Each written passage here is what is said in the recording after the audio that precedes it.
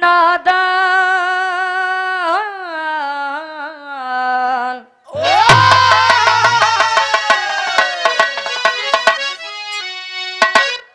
अरे नादान पंछी को उन्मुक्त उड़ने दो,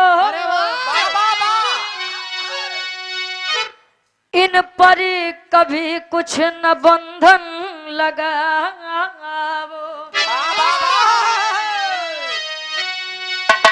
अरे हो ना सका जो स्वयं से कभी भी, वही ख्वाहिशे तुम न इन पर उड़ाओ। छीनो न बचपन ये अल्हड़ लड़कपन, अरे सुंदरतम जीवन के पल ना मिटाओ।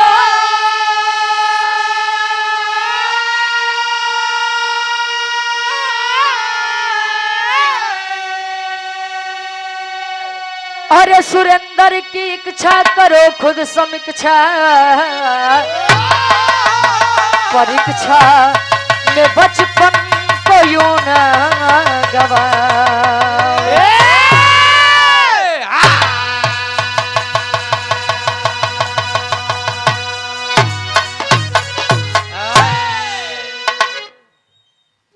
नादान पंछी को उन्मुक्त उड़ने दो।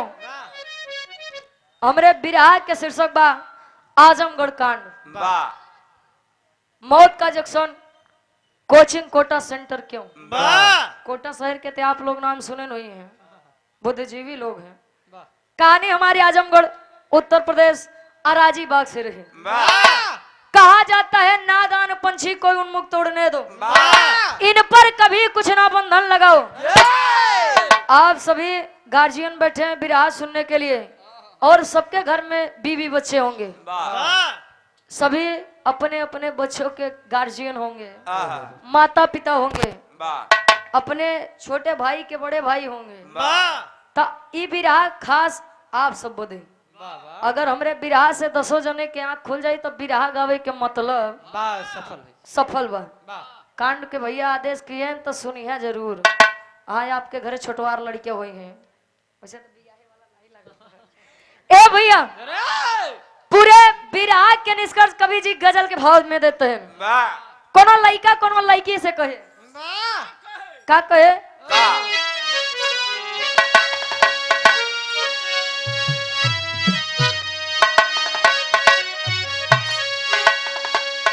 सम्मानिका कहे का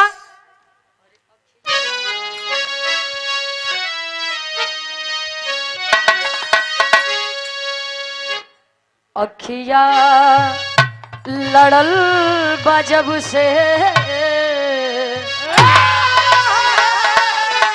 अखिया लड़ल बजब से, दिल में करार नहीं खे। अखिया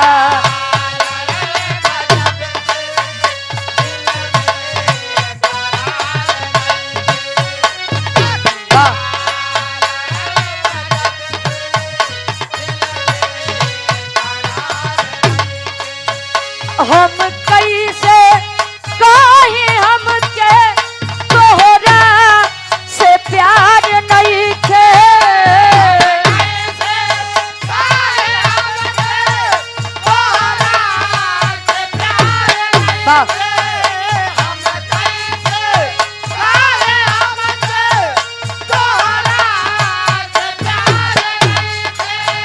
हम कैसे कहे हमके तोहरा से प्यार नहीं खे। अखिया लड़ल बजब से, दिल में करार नहीं खे।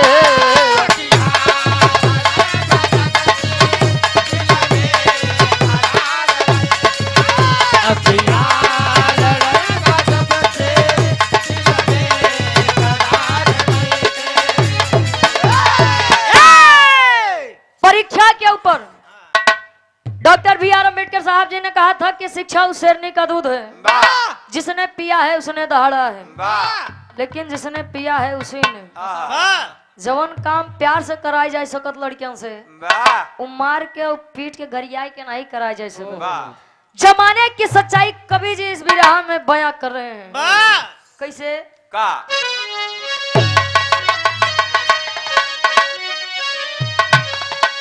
अरे बसता के बोझ गढ़ुअर, अरे बसता के बोझ गढ़ुअर बचपन दबा गइल बा। बसता के बोझ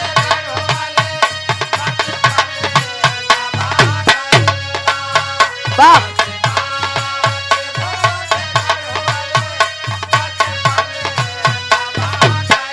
कहे कैसन जमाना आइल शिक्षा सजा भइल बा।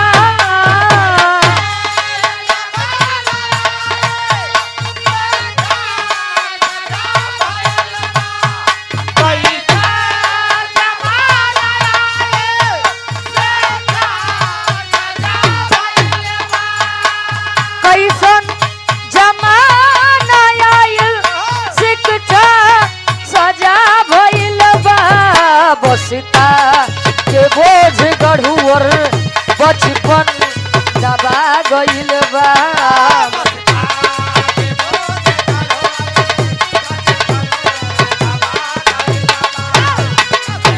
जियो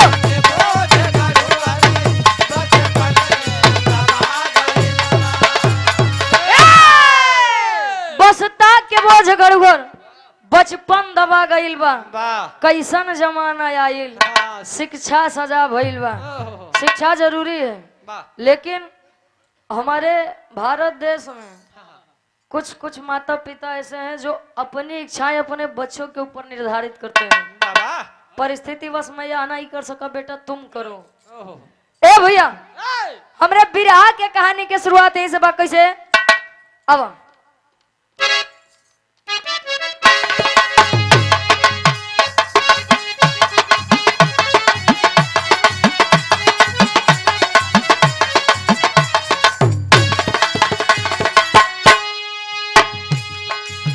स्वप्न तो स्वप्न है बस क्षण की लहर होता है।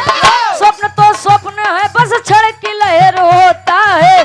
अधिक उम्मीद लगाना भी जहर होता है।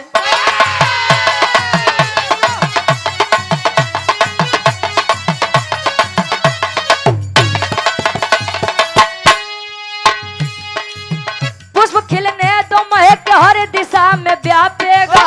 उन्मुक्त उड़ने दो पंछी गगन को नापेगा।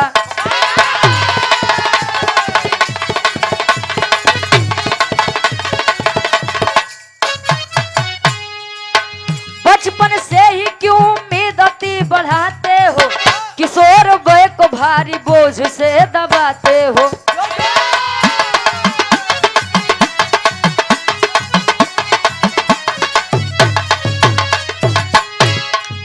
ABCD टेबल में दबी किलकारी है। ABCD टेबल में दबी किलकारी है। ABCD टेबल में दबी किलकारी है। ABCD टेबल में दबी किलकारी है। अल्फा बीटा अब किशोरियों पे भारी है। अल्फा बीटा अब किशोरियों पे भारी है। अल्फा बीटा अब किशोरियों पे भारी है।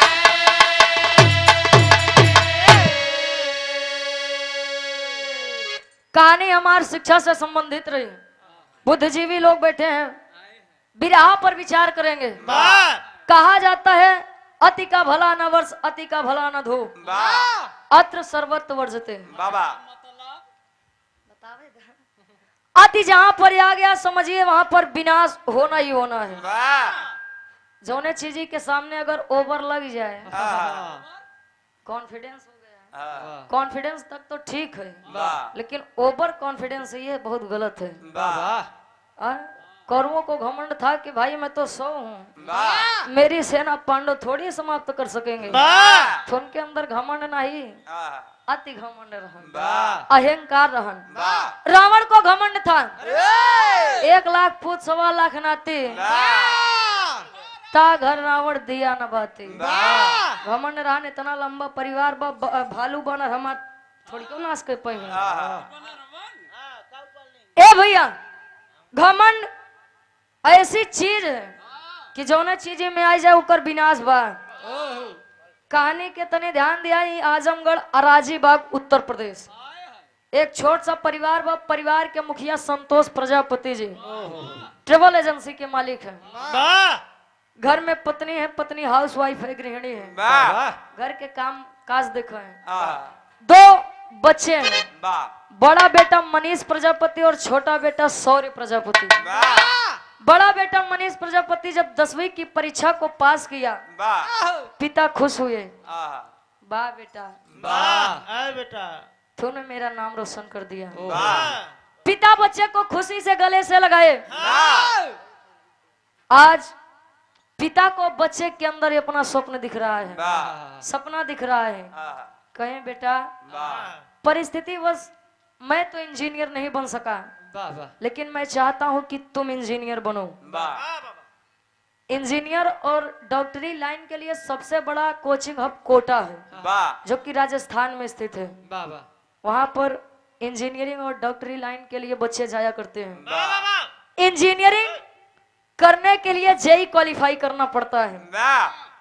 पिता बच्चे को समझाए, बच्चा छोटा है, ना समझ है, नादान है। सोचा पिताजी मेरे बारे में सोच रहे हैं तो कुछ अच्छा ही सोचेंगे। तैयार हुआ, ठीक है पिताजी मैं करने को तैयार हूँ।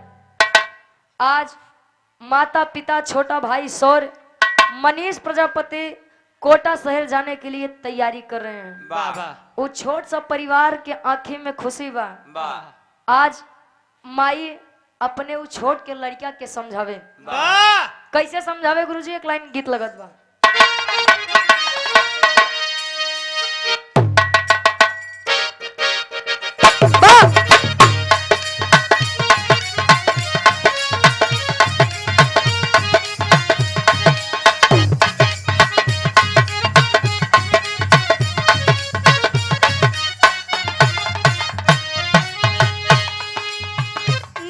भौजाई के रिश्ता बड़ा बेजोड़ होते जब इनके दोनों जनी में बने तब, और ना बने तब इंडिया पाकिस्तान मैच समझ ले। कोनो भौजाई अपने ननद से मजाक करे, कैसे करे?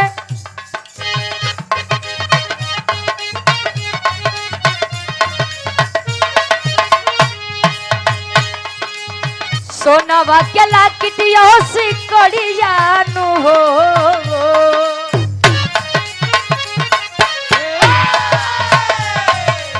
सोनावा के लाकिट सिकड़िया हो, बतावा ननदो के कर दी होल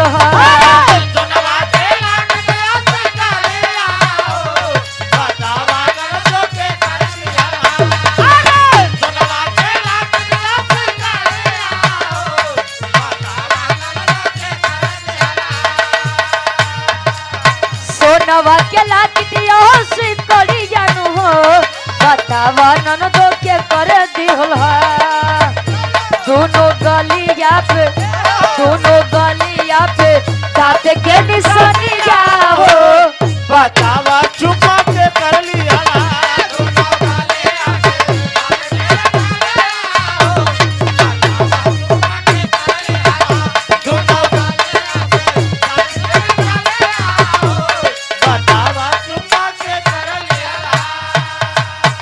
और आप धर्म के बड़े भैया आप रमेश चौरसिया जी, 51 रुपए का महान आशीर्वाद।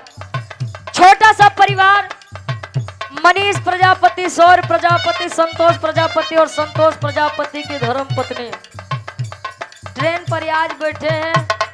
आखिर माँ की ममता तो माँ की ममता ही होती है। माई अपने लड़का के समझावे, कैसे समझावे? क्या बात?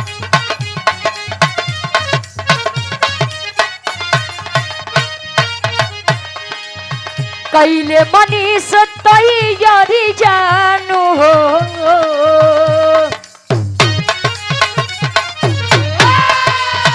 कैले मनीष तैयारी जानू हो, सपनावा सजावे बबुआ।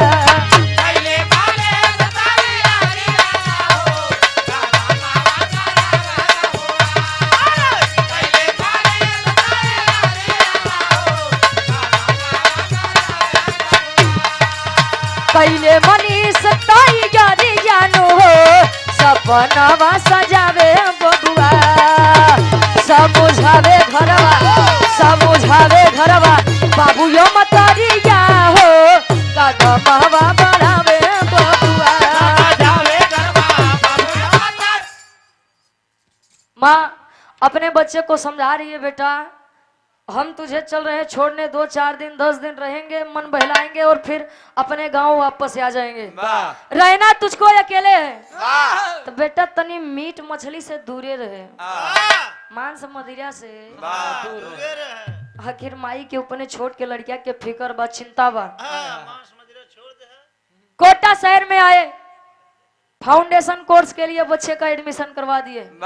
फाउंडेशन कोर्स का मतलब कि बच्चा प्रतिस्पर्धी परीक्षाओं की भी तैयारी करेगा, साथ ही 11वीं और 12वीं की भी तैयारी पढ़ाई आगे करेगा। पिता आए, 2 4 दिन 10 दिन बच्चे के साथ रहे। बेटा अब गांव हमें जाना है, वहाँ काम नहीं हो, बस तू पढ़ा लिखा और बेटा बहुत उम्मीद से मैं तुझे पढ़ा रहा हूँ। गार्जियन की सबसे बड़ी कमी क्या होती है मैं आपको बताऊं। एक बात, चाहे बेटा हो चाहे बेटी हो, बेटा या बेटी, तुम्हारे हाथ में हमारे सर की पगड़ी है, तुम्हारी वजह से बेटा हमारी पगड़ी झुकनी नहीं चाहिए, तुम्हारी वजह से सर झुकना नहीं चाहिए।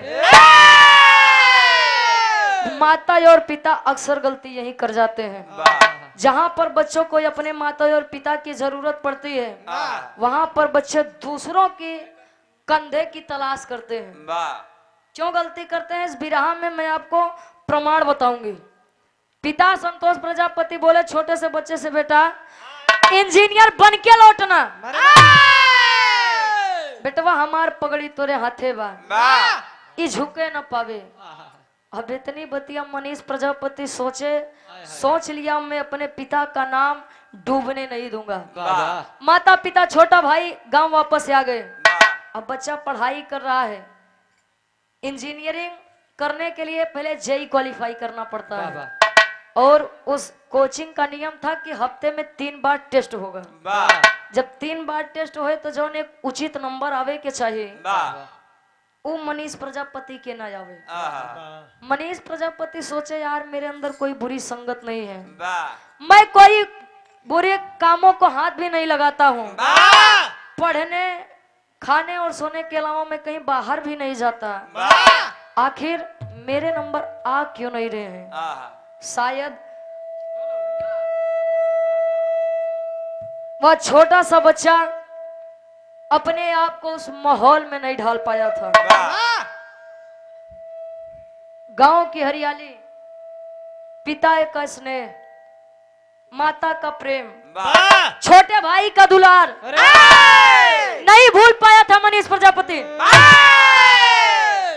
कोचिंग में गया, अध्यापक डांटने लगे, आपका पढ़ने में ध्यान नहीं लगता है, दिमाग कहाँ रहता है, तू ऐसे ना सुधरबे, तोरे बाबू से तोर शिकायत करे के पड़ी तब सुधरबे। करते क्या है, एक लाइन गीत लगत बा, कोनो दुल्ही अपने दुल्हा से कहे का,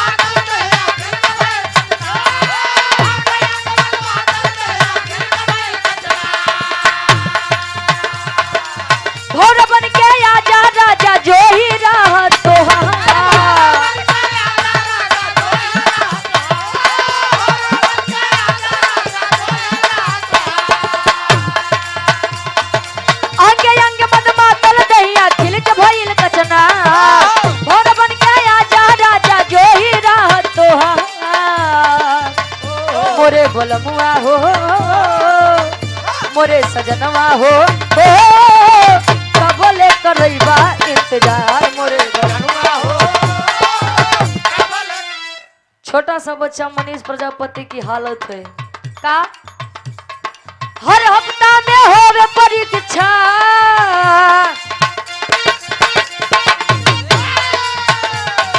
हर हफ्ता में होवे परीक्षा भारी पड़ल दबाव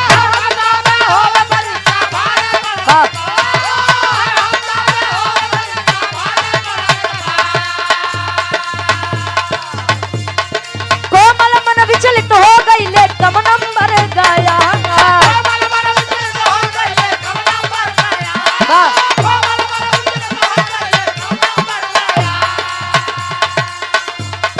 हर हफ्ता में होवे परीक्षा भारी पड़ल दबाव कोमल मन विचलित हो गई ले कम नंबर गया बढ़ल फिक्रिया हो बढ़ल फिक्रिया हो केहू नहीं बुझे दिल के घाव बढ़ल फिक्रिया हो।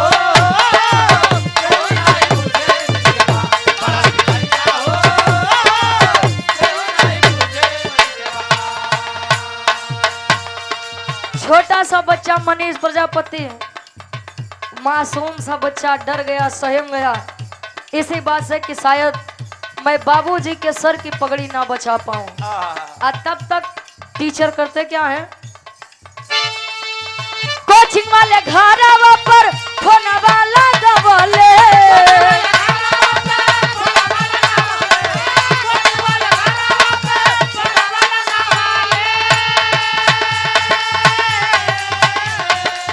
पिता संतोष जी के कोटा में बोलवले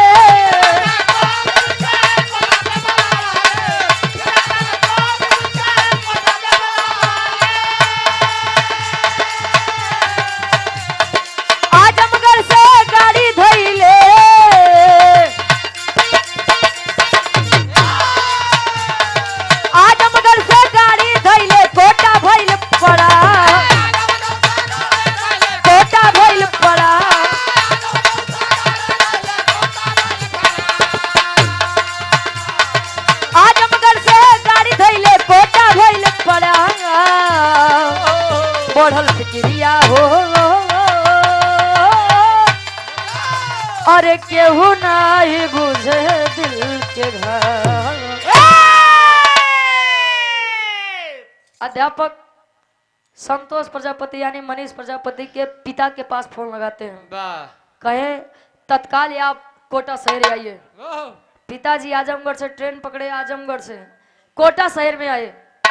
आज शिकायत कर रहे हैं कि बच्चे को ले जाइए इसके बस की बात नहीं है कि इंजीनियरिंग कर ले जाएगा। कहें क्यों कहें कि हफ्ते में 3 बार परीक्षा हो रही है टेस्ट हो रहा है एक जो नंबर आना चाहिए इसका आ ही नहीं रहा है पढ़ाई में मन नहीं लगता है बुरी संगत में ज्यादा इसका ध्यान रहता है। बच्चे को ले जाइए कुछ और काम कराइए। जब इतनी बतिया पिता संतोष प्रजापति सुने तो मन उदास हो गया। जब इतनी बतिया मनीष प्रजापति सुने अच्छा पिताजी बोले आप परेशान मत होइए मैं अपने बच्चे को अपने ढंग से समझा दूंगा।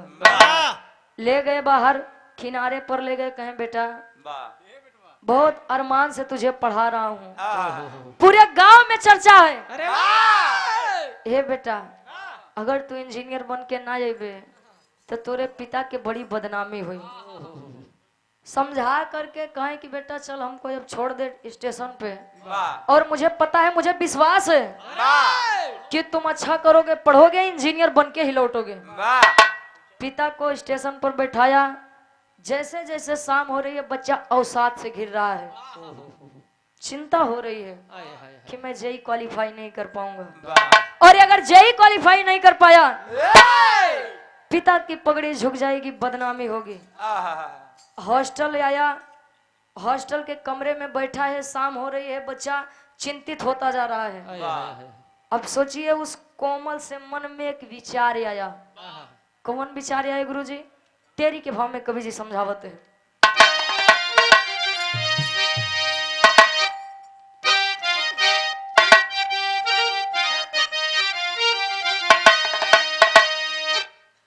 शिक्षा भी अब हथियारी हो गई। अरे शिक्षा भी अब हथियारी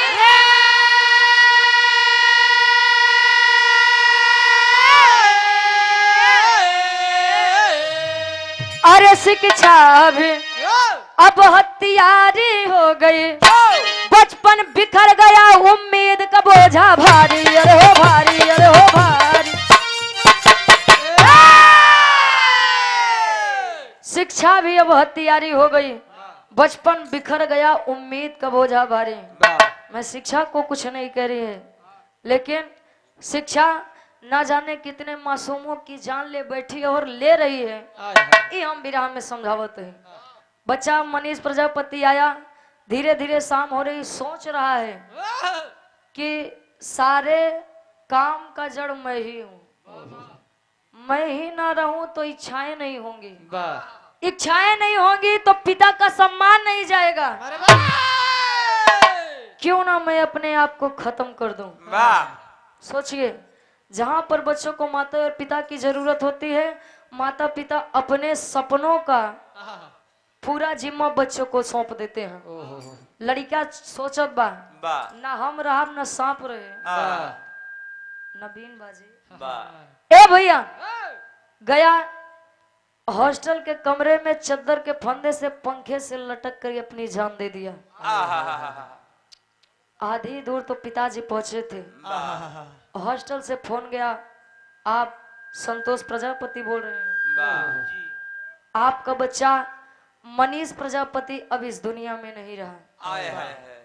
सोचिए बाबू, जो पिता अपने बच्चे से मिलकर आ रहे हो, कुछ ही समय बाद यह सूचना है कि आपका बच्चा अब इस दुनिया में नहीं रहा, उस पिता पर क्या बीतेगी, ये बात आप लोग अपने ऊपर निर्धारित करके देखिए। पिता को जब यह बात पता चली, आधे दूर से पुनः कोटा शहर के लिए रवाना हुए। और जब कोटा शहर के लिए रवाना हुए, आज बच्चे की लाश अपने गोदी में लेके कह रहे हैं, क्या कहे,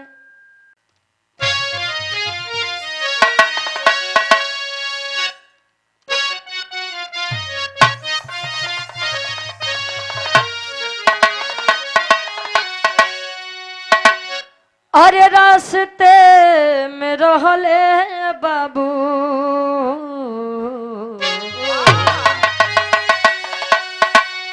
रास्ते में रहले बाबू, पहले जब खबरिया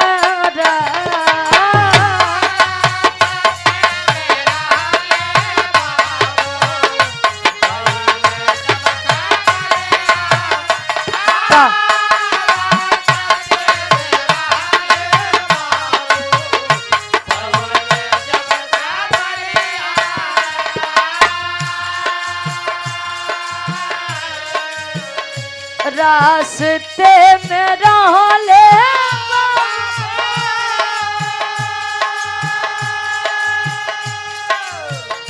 पहले जब खबरिया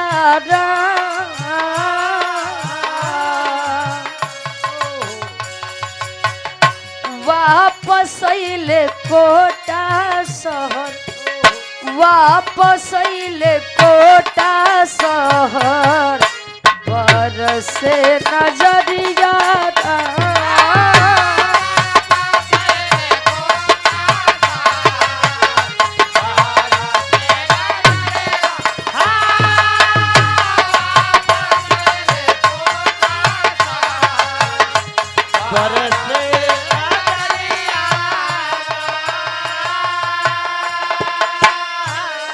हाय। ए बेटा, शायद तूने मुझे संकेत किया था कि पिताजी मैं ये नहीं कर पाऊंगा, मेरी इच्छा इन कामों में नहीं है, लेकिन मैं अपने स्वार्थ के कारण तेरे दर्द को नहीं समझ सका रे। एक बार बस उठ जा। पिता अपने बच्चे की लाश से रो के कह रहे हैं, अपनी गलती को स्वीकार कर रहे हैं।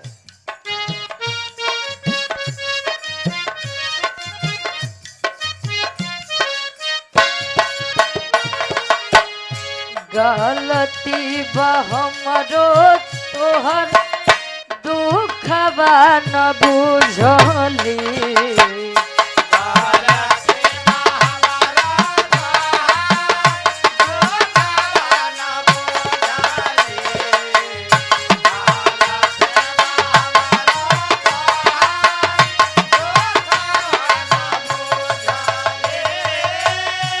कहत रहला घरे चला हम ना समझली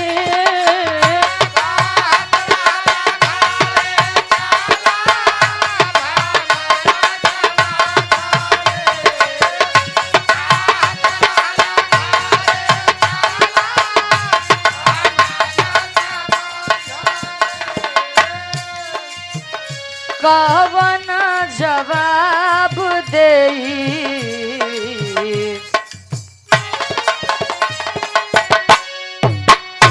कवन जवाब देई पूछी जब मतरिया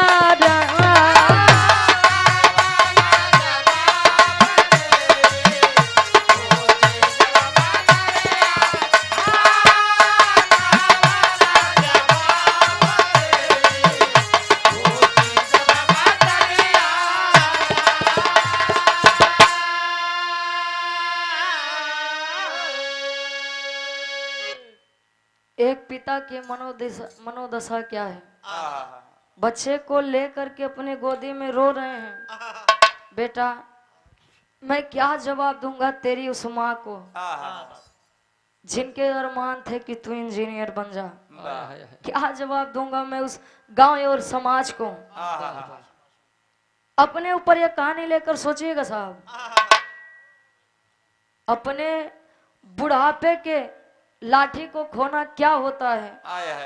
वो वही माता पिता समझ सकते हैं जिनके बच्चे 20 साल 22 साल 25 साल उनके साथ तो रहते हैं, लेकिन कहीं ना कहीं अपने माता और पिता से बिछड़ जाते हैं।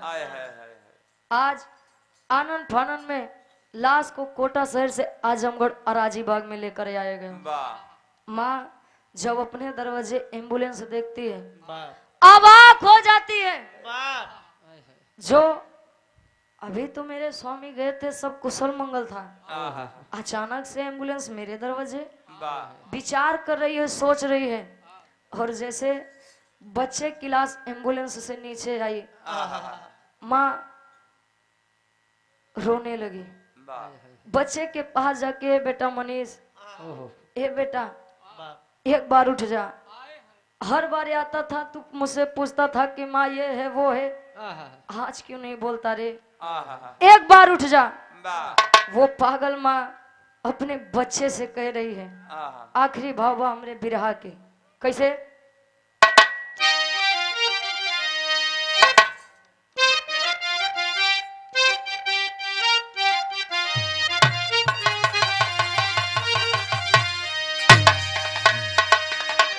तर से बढ़िया कवि जी फर्ज में लिखते हैं बेबस लाचार माँ की स्थिति।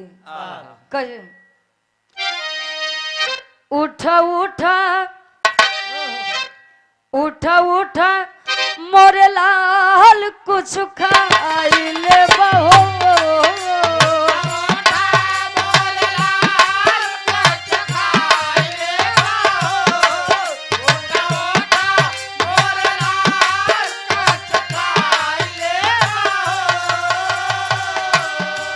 उठा उठा मोरे लाल कुछ खाई ले बहो।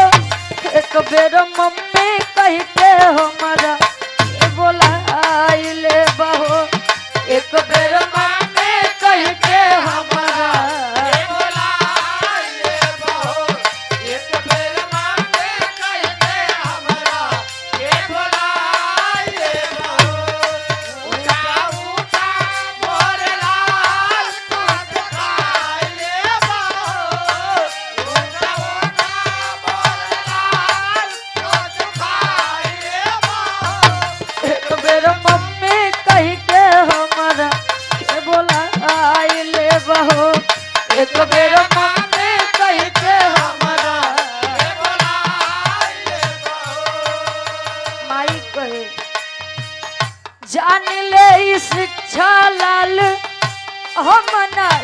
जनली।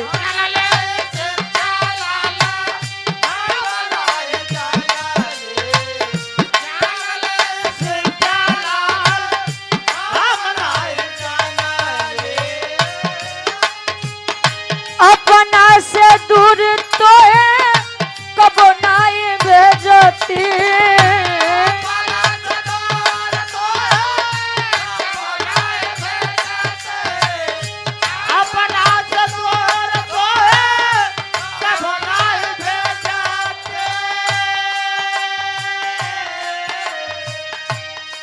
देख के जहर, देख के जहर कोई हमें भी मुआई दे बहो।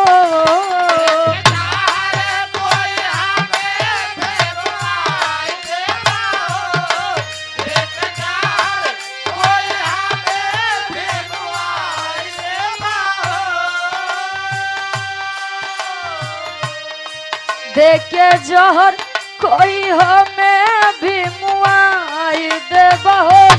एक बेर मम्मी कह के हमारा के बोलाई ले बहो।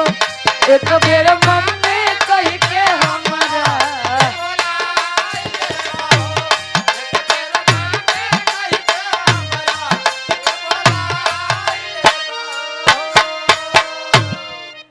पागल सी हो गई है माँ अपने उस बच्चे की लाश देख करके। नहीं जीना मुझे बेटा।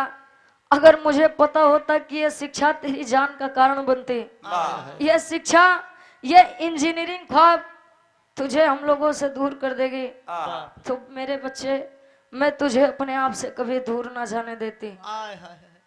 पूरा गांव समाज रो रहा है।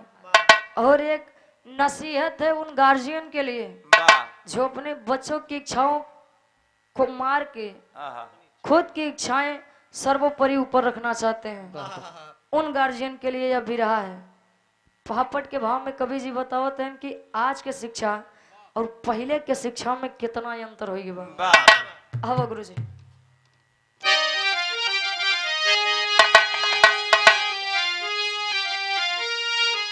अरे पहले के शिक्षा रहल, अरे महान ज्ञान गुण सागर हो। अरे पहले के शिक्षा रहल, महान ज्ञान गुण सागर हो।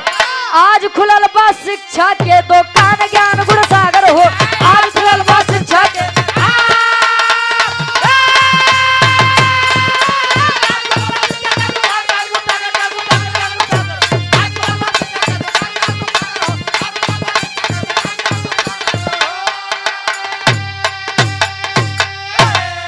अरे छोटा भाई सौर रो रहा, गांव सकल हित नात हो। बाउर भैले पिता संतोष, कुछ बाटे नहीं सुझात हो।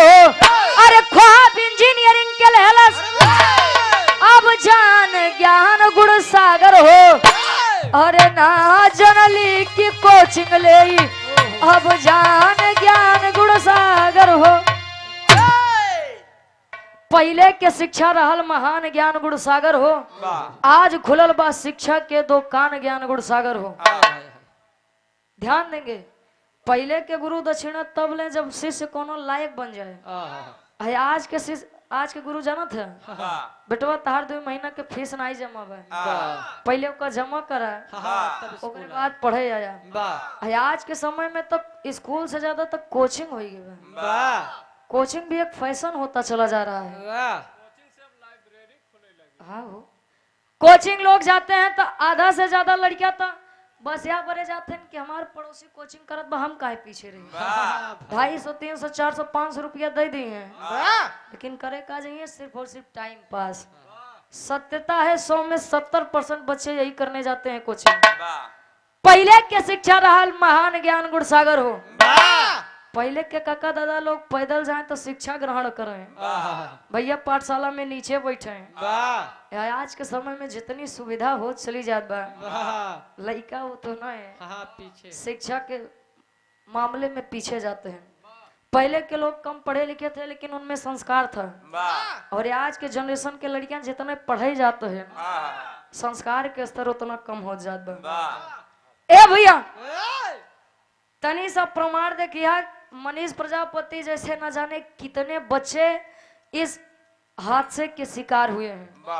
कवि जी प्रमाण देते हैं कैसे, आल्हा के भाव में आओ।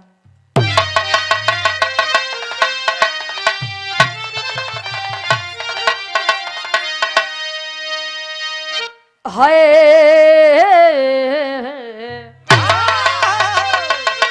हो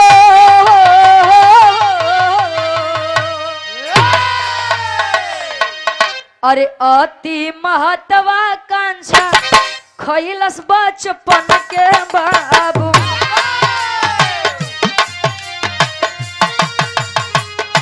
खो खो कबड्डी गुल्ली डंडा गहेरा,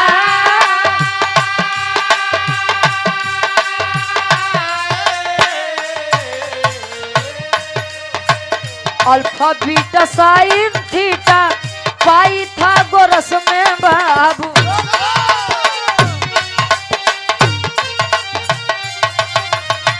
बटनी बायोलॉजी में गइल बा सब भूला,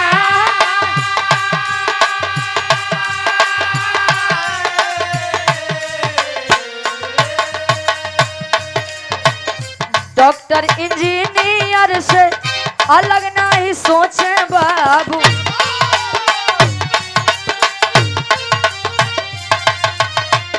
बचपन के इच्छा सब देहल सुनासा,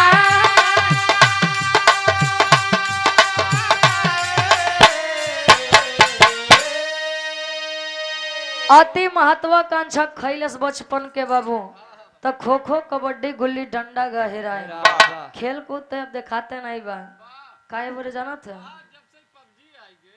जब से कुल गेम ये मोबाइल में आई गए तब से गुल्ली डंडा खो खो कबड्डी कुल हेराई गया। पहले के लोग मटिये में खेले, मटिये में बड़ा हो जाए, है आज के लड़कन के माटी न लगे के चाहिए, लागत केवल बेबी जॉनसन। का करबा डिजिटल इंडिया हो गया। अब सदर आला में कवि जी प्रमाण देते हैं।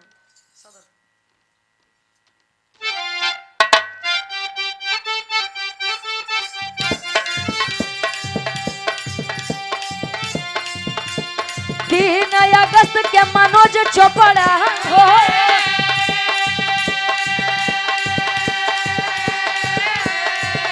अरे दे दिया जान अपन फांसिया लगा,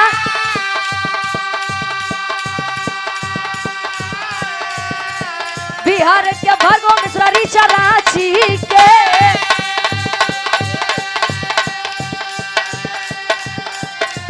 अरे मऊ के प्रियम सिंह मुअली जहर खा,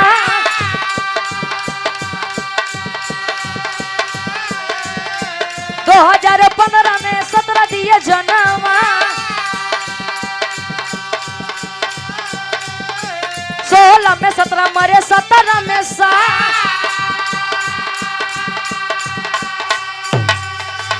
अरे 18 में 20 मरे, 19 में 12 तो 23 में गए देखो 26 दुनिया भूला।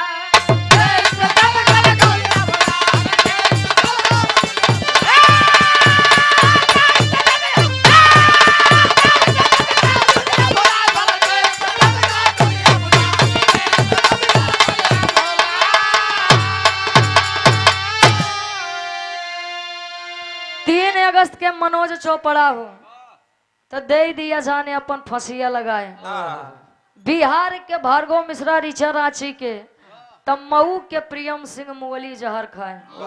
मरने वालों बच्चों की आयु जानते हैं 16 से 20 के अंदर होती है।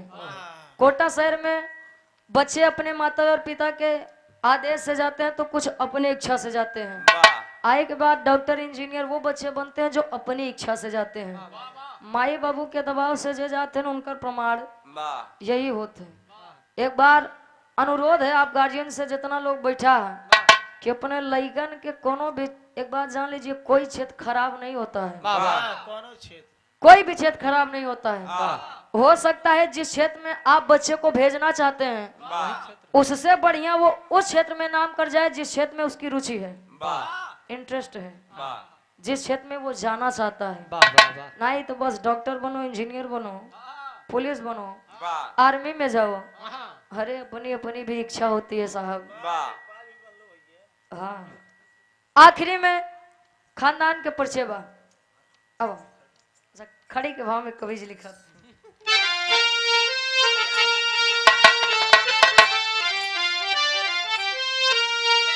अरे डॉक्टर इंजीनियर बनाने में शिक्षा भारी हो गई। अरे डॉक्टर इंजीनियर बनाने में शिक्षा भारी हो गई। सोना खेल के मैदान हो किलकारी खो गई।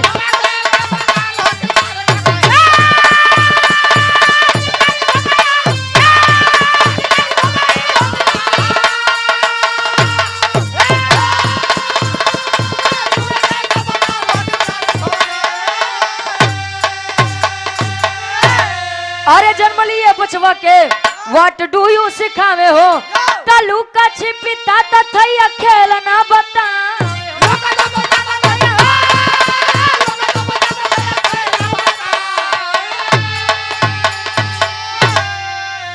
तो मोबाइल गेम में सारी जिम्मेदारी खो गई। अरे मोबाइल गेम में सारी जिम्मेदारी खो गई। सोना खेल के मैदान हो किलकारी खो। जन्म लिए बचवा के व्हाट डू यू सिखावे हो। तलुका छिपिता तथैया खेल ना बतावे हो। पहले के लोग लइकन के सिखावे माता पिता माई बाबू। आज वाले समय में जाना था मॉम। बोलो बच्चा डैड। अच्छा चाचा से लोग चाचू हो गए, चाचू से अंकल हो गए। जौन छोट के लड़किया रहे बेटा ABCD पढ़ो, बोले तो जनता ही नहीं बा। ABCD 1 2 3 4 पढ़ो। रट्टू तो होता है सो कर रटाई दी है। अब पढ़ाई लाग तो हमार लड़किया देखा है अंग्रेजी बढ़िया बोलत बा। अरे माई बाबू कहे महाराज। सभी गार्जियन से यही निवेदन है कि बच्चों को कुछ भी कराने से पहले उनकी अवस्था यही होती है कि वो कुछ समझ नहीं सकते हैं। माई बाबू जो ने क्षेत्र में ढाला थे वही में ढलाई जाते। हम उनकर बात करते ही जो संस्कारी लड़का है। एक बात जान लीजिए बच्चों की कोई गलती नहीं होती है। जिस माहौल में वो पलते हैं, जिस माहौल में वो ढलते हैं, उसी माहौल में अपने आप को ढाल ले जाते हैं। आखिरी में खानदान के परिचय बा। गुरु बिहारी गुरु गणेश मत छीनो बचपन की लाली।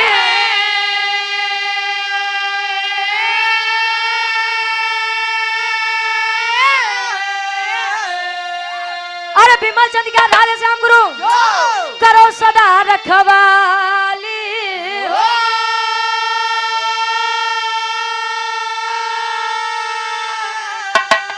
अरे शिक्षा भी अब हथियारी हो गई। तरुचि गया कभी। ए भैया कहा है अब अच्छा सही बा। अब अरे शिक्षा भी अब हथियारी हो गई। तरुचि कभी सुरेंद्र दया करा मातारी। शिक्षा भी अब हथियारी हो गई।